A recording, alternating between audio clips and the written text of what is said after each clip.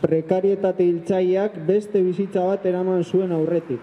Ugaon, 50 urteko gizon batek lan baldintza kaskarren, prebentzio neurri ezaren eta enpresa buruen etekinak eta mozkinak bizitzen aurretik jartzen dituen sistema kapitalista kriminalaren ondorio latzenak pairatu zituen.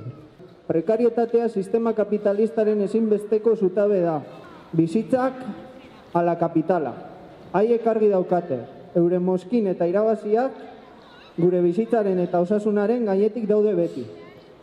Honen aurrean, resignaziorik ez. Erantzuna gure aurrean ditugu, beti horregon dira. Auzoz auzo, herriz herri, antolatu, langileen arteko elkartasuna sustatu, sistema publikoaren defentsa, eta behingoz, azken lan erreformak bertan bera geratu daitezen bultzatu.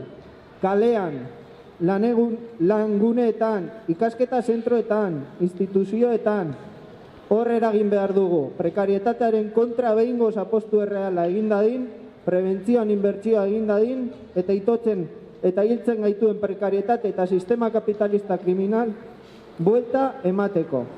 Atxokoak bere azken biktima behar du izan. Gora langileen borroka!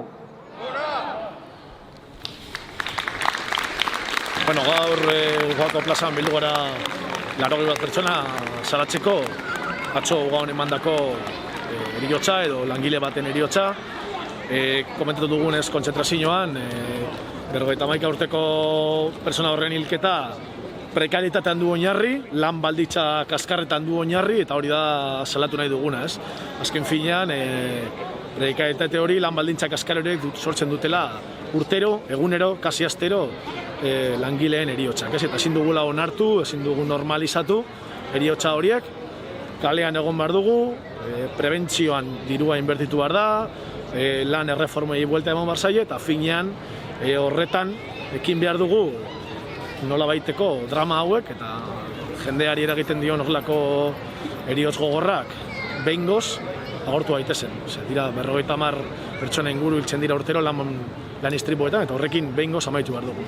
Denon antolakuntzarekin eta denon eguneroko borrokarekin.